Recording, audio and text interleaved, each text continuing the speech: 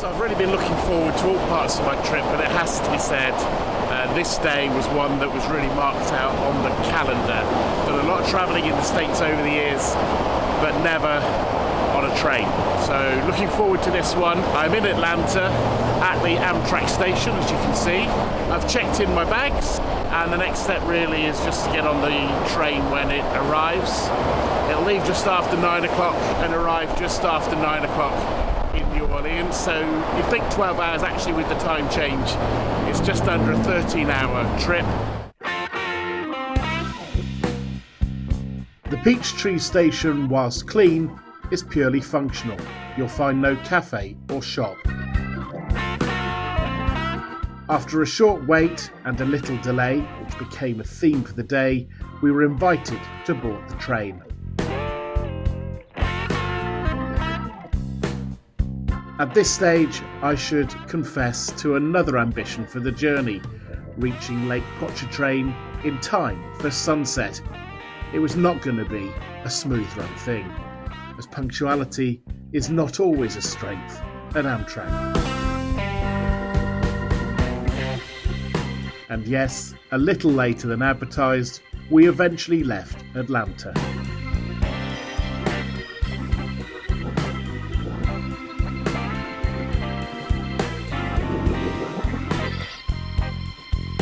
During the journey, the only trains I saw were goods trains, be they moving or like this, parked. Later in the journey though, it was those goods trains that would prove to be a godsend.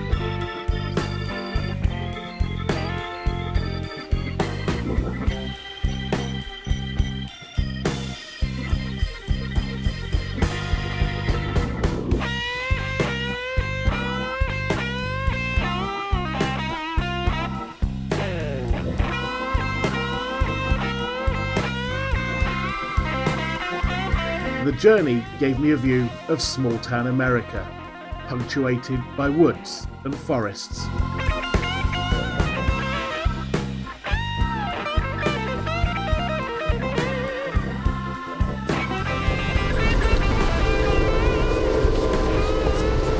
The sound of the train horn was almost constant as we passed crossing after crossing.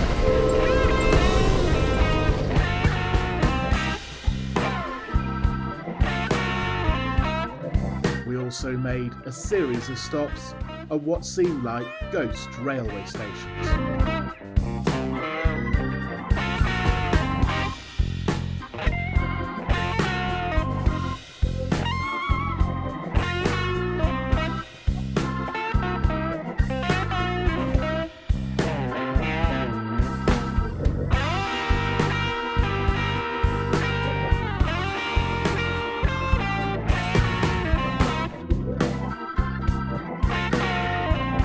There was also plenty of industrial sites, which seemed to stretch for mile after mile.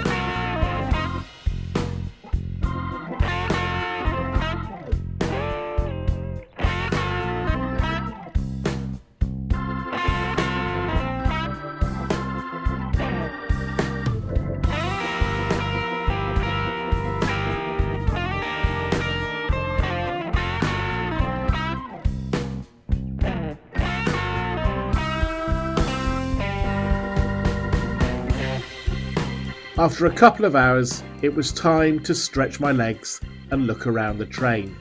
The seats, well, they're pretty comfortable. The leg room is very generous, better than most airlines.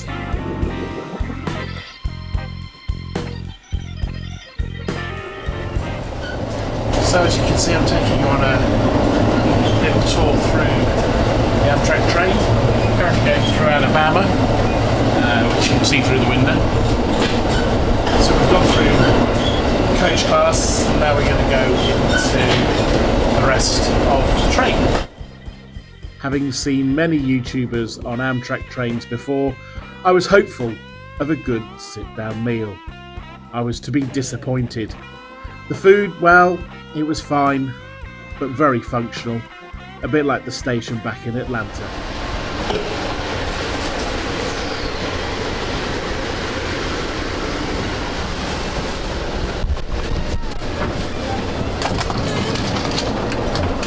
Hi, are sleeper? As far as I can go, is it? No, right over there is as All far right, as you can no go. worries.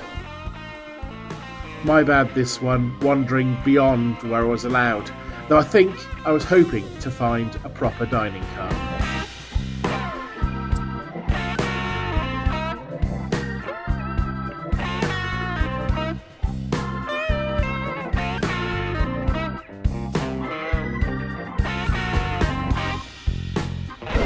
So there wasn't really much to the train, just the catering car and about 3 or 4 coach cars. The rest of it, I did try and get through, but I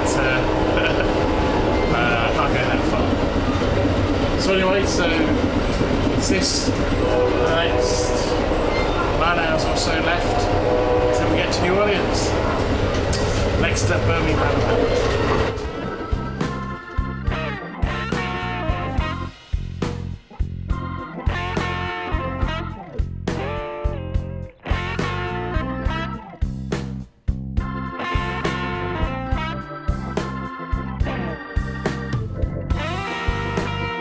Thanks for supporting this channel. Please don't forget though, hit a like, smash a subscribe. There's plenty more places we can go together in the future.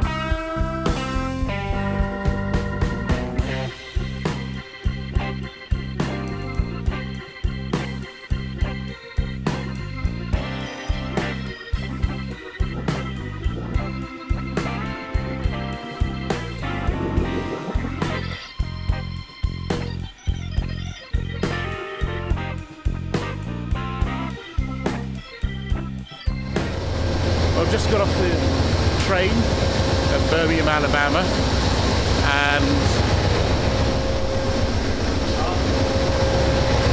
nothing really to see here. Just as well, you shouldn't really go too far away because the train is going to get going again, but it does give you a chance if you need a cigarette to have a quick cigarette for the next 7 or 8 hours down to New Orleans. There are the engines. The one thing that strikes you comparing it to trains in Europe, particularly in mainland Europe, is how slow it is and how few other trains. I haven't seen one on the entire route apart from some goods trains.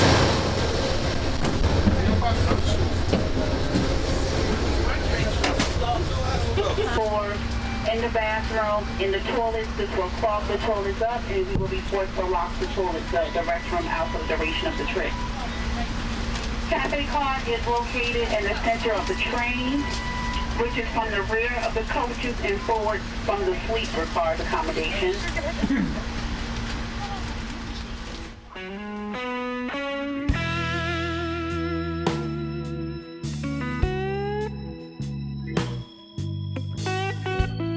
Leaving Alabama, my thoughts returned to the lake. Would we hit it at the time of sunset?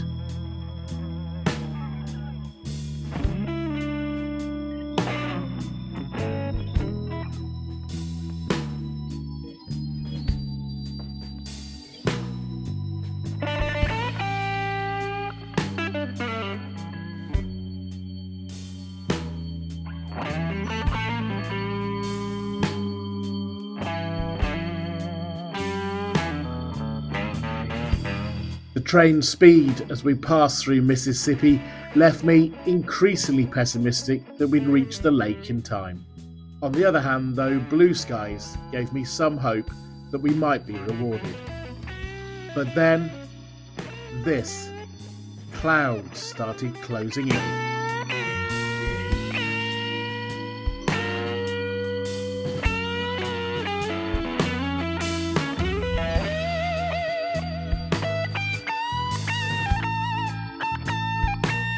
Would we be lucky?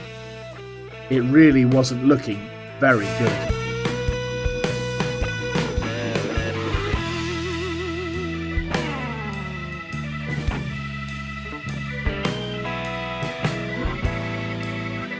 Then, as if to compound my concerns, the train slowed down.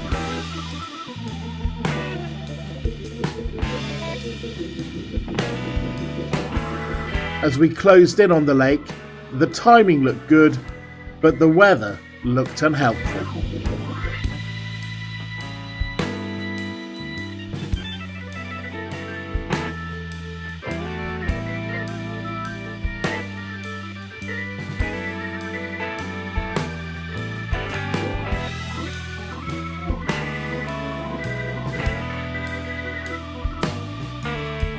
But then, as staff on the train told us, we were lucky, as clouds cleared away.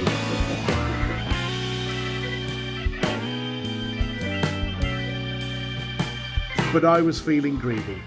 I wanted that blood-red sky over the lake.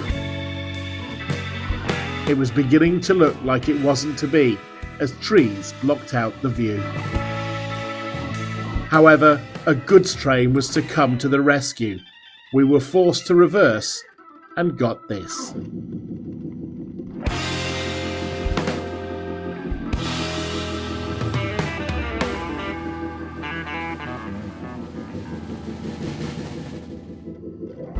So would I travel on this route again? Probably not. It was a long, slow journey with pretty poor refreshments. However, just for $39, it was a great adventure, finished off by that glorious sunset.